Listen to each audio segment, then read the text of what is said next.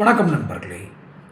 ஒரு பெண் பத்திரிகையாளர், பிரபலமான பெண் பத்திரிகையாளர், பெயர் சொல்ல விரும்பவில்லை, நேற்று ஒரு நேர்காணல் நடக்கிறது. அந்த பெண் பத்திரிகையாளரிடம் ஒரு சேனல் நேர்காணல் நடத்துகிறது.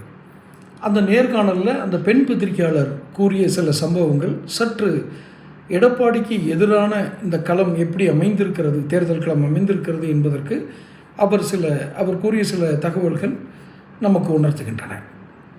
அந்த பெண் பத்திரிகையாளர் சொன்ன சில தகவல்கள்: சசிகலா அம்மையார் தியாகத் தலைவி. அந்த சசிகலா அம்மையார் ஒரு மனமிட்டு பேசியிருக்கிறார் அந்த பெண் நிருபரிடம்.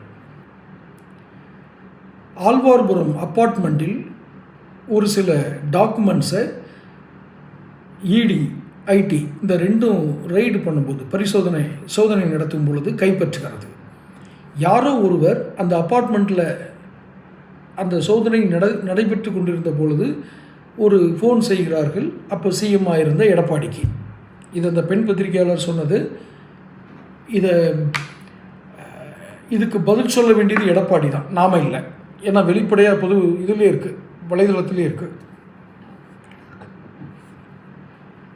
ஒரு ஃபோன் பண்ணி கேட்குறாரு, இந்த மாதிரி ஒரு முக்கியமான டாக்குமெண்ட்ஸ் கிடச்சிருக்கு.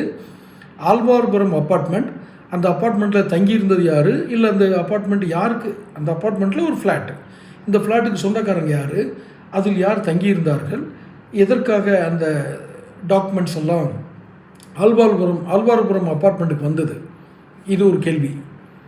கொடநாடு வழக்கு என்று ஒன்று நடந்து கொண்டிருக்கிறது. அது கொடநாடு வழக்கு என்பதை விட குழப்பமான வழக்கு என்று சொல்வதுதான் சரியாக இருக்கும். யார் செத்தாங்க, என்ன எடுக்க போனாங்க, அங்கேருந்து என்ன எடுத்துகிட்டு வந்தாங்க, இது எதுவுமே பொதுமக்களுக்கு புரியாது. இது இந்த கேங்ஸ்டர்ஸ்க்கு மட்டும்தான் புரியும், மாஃபியா கும்பலுக்கு மட்டும்தான் புரியும்.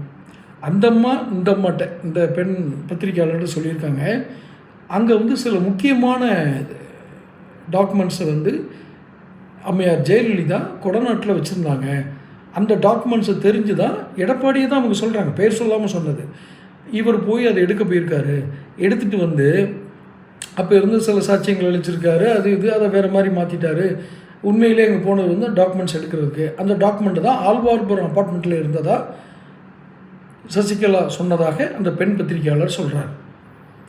இன்னும் பல தகவல்கள் சொல்கிறாங்க, அது எல்லாமே எடப்பாடிக்கு எதிராகத்தான் இருக்கும் அப்படின்னு. இப்போ போக போக இந்த சசிகலா அம்மையார் சொல்கிறதெல்லாம் பதில் சொல்ல வேண்டிய கட்டாயத்திற்கு எடப்பாடி உள்ளாகிறாரா, அல்லது அவர் மத்திய அரசால் காப்பாற்றப்படுகிறாரா? தொடர்ந்து பேசுவோம். Channel subscribe.